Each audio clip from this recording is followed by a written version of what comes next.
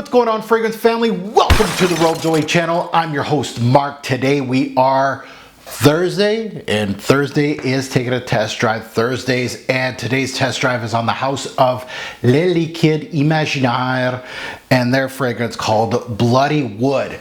Now, this was a blind purchase of a brand that I felt was interesting. And just like the previous, taking a test drive, I blind bought a fragrance off the name alone without really knowing much of the brand or testing out much of the brand. So Pirates Grand Reserve from Atkinson's was one that I felt was a little disappointing, but still a solid release, but disappointing as far as the imagery goes. And the same goes here. So we're going back to back with a kind of a disappointing imagery, sort of. This one, Bloody Wood. Off the name, I'm like, very interesting. We'll see if we get something crazy. I was hoping for something a little crazy, a little daring, but the more I got to know Bloody Wood, I started to know more about what this fragrance was all about. And from first sniff, I was like, oh, that's what they're talking about. The bottle presentation, for your information, the one I have here has changed since I bought this bottle. I bought this bottle back in 2019. It's an older model bottle, so don't worry if the bottle that you see in stores is different from this one. They haven't changed much. I think the name of the fragrance is up in the middle here, and they removed the Eau Sanguine title on this fragrance. This particular release I did purchase at fragrancex.com. So on to our sponsor of the day, beautifulfragrancex.com.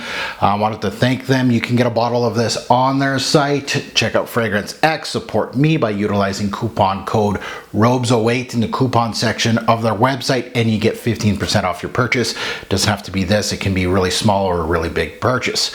So let's go under the hood. Let's take a look at Bloody Wood. Release date was back in 2013, so this thing has some years behind it. The nose is Shyamala Maison Dieu, a all-star perfumier in our game. Off the top of my head, I know that she's done blue sugar, pink sugar, some light blue Dolce & Gabbana flankers. I know Oud Mineral from Tom Ford, which I'm a huge fan of, among others. Her resume is massive. The major notes to my nose in this particular release is red wine. It is, of course, a fantasy note, but the way Maison Dieu blended everything, it really smells like red wine to me in the top note. Also oak barrel, which is obviously more of a woody note than anything, and rose, which really does get involved in this release in regards to the wine accord. It is going to have like a jammy rose thing going on. So let's get to sniffing. Let's sniff this one. So Bloody Wood is my scent of the day today, of course, for this test drive. Bloody Wood won't have a blood metallic note that many may think here if they don't do their research on this scent. Bloody Wood is inspired by a type of wine, and it truly gives me that wine-like accord, and could be, personally, I think, the best interpretation of that imagery. I know that Burberry London, as far as designers go, does give you a port wine imagery, but this is on another level of wine. So if you are a big fan of that, definitely keep it tuned in. So I'm wearing it as my scent of the day, but I want to remind myself of the introduction. So I'm going to do a couple sprays here on the back of my hand to remind me of the introduction. The introduction to Bloody Wood is definitely gorgeous. It's beautiful. It's unique. What you get up top is some fruits, but darker fruits. There's an acidity here and bitterness that makes you think of wine. There's a grape cherry combo here. They both go head to head. Cherry is the most prominent red fruit here. There's other red fruits here. I do get a red fruit from the rose, of course, but don't expect a cherry. When you name cherry in fragrance reviews, especially at this time and age now, don't expect a cherry like many other recent releases that are popular in the fragrance game as far as emphasizing cherry. This doesn't really emphasize the cherry. It just gives you an imagery of red fruit with a grape note. It is darker. It truly meshes really well with that grapey wine accord. It has some minor green specks here and some of the woody backbone up top. There's some mild powdery aspects here as well. The rose note comes into play, and it really helps this imagery because it's a jammy rose. It gives another factor, another facet to this opening, but you can definitely tell that there's a rose aspect, even though it really smells like red wine up top. And that's where some of that green aspect too comes in. And the rose really plays a really integral part with mid and the dry down of this release because there's not much going on, and I'm gonna get into that. I like at times to convey colors in my fragrance reviews, and this one is a deep dark red with black nuances, maybe a grapey type of a grape purple like color. This opening is the star of the show by far. The dry down is very much a letdown in this release. So after you lose the star of the show, you'll be grasping for more. Sadly, Bloody Wood comes a little short in this dry down, and that's that happens, that you have an outstanding introduction and you're very much let down in the back end of this release. And unfortunately, with niche fragrances, you want a complete package. Here I felt it didn't give me the complete package. The dry down is mostly the woody cuts between sandalwood, cedar, and the oak. Mostly oak, which is a unique wood to utilize. It's not the first fragrance I've smelt that in a release, but it is well done. It plays well with the rest of the woods. It reminds me immediately of damp, musty oak barrels holding the wine.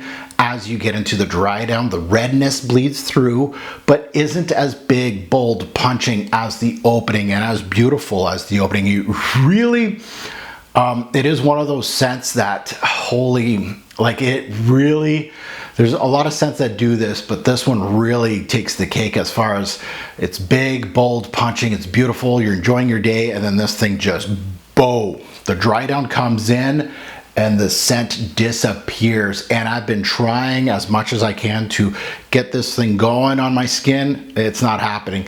The scent loses so much personality here, and the performance drops off a cliff. And it is probably in that talk of, probably if I did like a top 50 fragrances that just dropped off a cliff after the opening, this would be in the, probably in the talk of the top 20 at least. I mean, it really loses steam, unfortunately for me. Overall, Bloody Wood nails the imagery. The wine imagery and concept are on point here in the opening as one, if not the best in the game as far as that imagery goes. I can't think of another wine-based fragrance, at least in my journey, and that's where you can all come in, chime in the comments below. Let me know if there's better ones out there, but it is short-lived, though. It really is, but I think many that love wine may want to sniff this one. It is big, bold, and beautiful up top. It really utilizes, again, if you're scared of fruity notes, don't try this. It does have a lot of it, but it brings that imagery in. Now let's get into seasons, day, night, versatility, and performance. Seasons, fall, spring, summer nights. I really think versatility is pretty average on this, and you can almost wear it all 4 seasons. Today is actually a perfect season or time for it. It is the summer, but we have rainy day right now. I'm wearing it, of course, for testing, and it is shining in the opening. At least it works really well with that overcast, rainy type of gloomy day. Day or night, I feel both can be suitable for this one. Versatility, fairly average to high. Performance, that's where this thing is going to, it's going to hurt its marks once I do a full-fledged review on this one. Longevity was 3 to 5 hours. I'm trying to remember the last time I did a fragrance review this year that I've said this low as far as longevity goes. I think this is the lowest one of the year. Projections below average. So performance is an issue with me for my testing, and they can't all be beasts. I do like either side of the coin. I feel there's utility in both sides, that weaker fragrances to beast mode fragrances and everything in the middle. This has its utility, at least, but it's almost at that point that for that price range, do I want this kind of scent? You really want that opening. That's really what you're paying for. So my final thoughts on Bloody Wood. It transports me, and I'm going to kind of give you some imagery here. I like to do this sometimes also in fragrance reviews, and I hope you enjoy it too. But it does transport me to a winery, but away from all the business. You know, you did your tour, you're the end of the tour. They bring you at the end of the tour to an old castle. That's where I'm going here. It's dark, it's cold inside. You know, what you come to expect. There's oak barrels surrounding you. It has that old world imagery when I'm sniffing this thing, and they serve you that prestigious red wine. There's roses all over the castle, right, in really big vases and all that. So that's where I'm going. Cold castle, dark, even musty a little bit, oak barrel, so you got a little bit of that wood, and then they're serving you the wine that you just checked out the winery, and obviously roses all over the place. Really interesting imagery, personally, almost like gothic, we'll say. It does have that feel, and even like the lettering and everything on here makes me think of that old world style. The opening of the scent is gorgeous, truly is, and it's something that is very rare in perfumery, and that is to be unique. I feel like I'm stumbling upon the same thing over and over sometimes, but this is where it's unique here. However, the scent does go downhill quite quickly in this release. The performance, extremely weak for me, and frustrates the user a bit. If you want this to push a little bit more, you want it to stick around. That introduction is absolutely gorgeous. The dry down also loses much of its interesting parts. It feels unfinished. It's a shame because it's quite a unique scent profile.